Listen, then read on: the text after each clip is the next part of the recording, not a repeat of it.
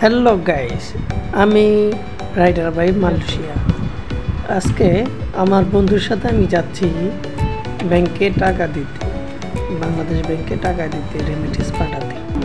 চলো যাওয়া যাক।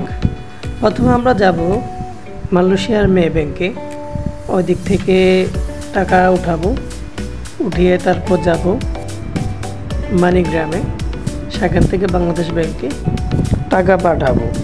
তো এখন আমরা যাচ্ছি মে ব্যাংকে, ওই দিক থেকে টাকা উঠাবো এখন। তো কথা বলতে বলতে চলে আসলাম মে ব্যাংকে। আমার বন্ধু ভিতরে গেছে টাকা উঠাবার জন্য।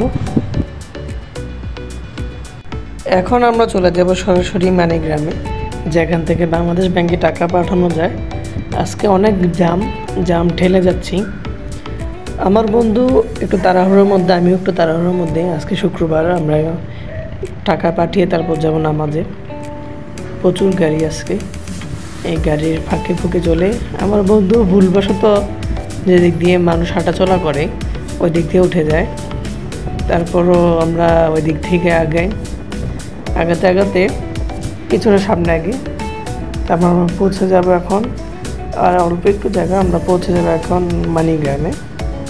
তো চলে আসলাম টাকা পাঠানোর জন্য। হাঁটতে হাঁটতে চলে আসলাম মানিগ্রামে। এখন আপনাদেরকে দেখাবো কিভাবে টাকা পাঠাতে হয়, কি কি করা লাগে। আজকে রেট কত জানাই দেব। আপনারা দেখতে পাচ্ছেন আজকে বাংলাদেশের রেট 29 টাকা 5 পয়সা, আর এই বছর সহকারে 29 টাকা 77 পয়সা।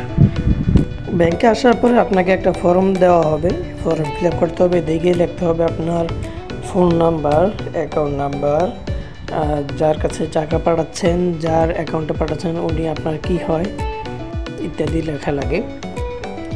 তো এখন আমরা ফর্ম ফিল আপ করার পরে আমরা সরাসরি চলে যাব কাউন্টারে।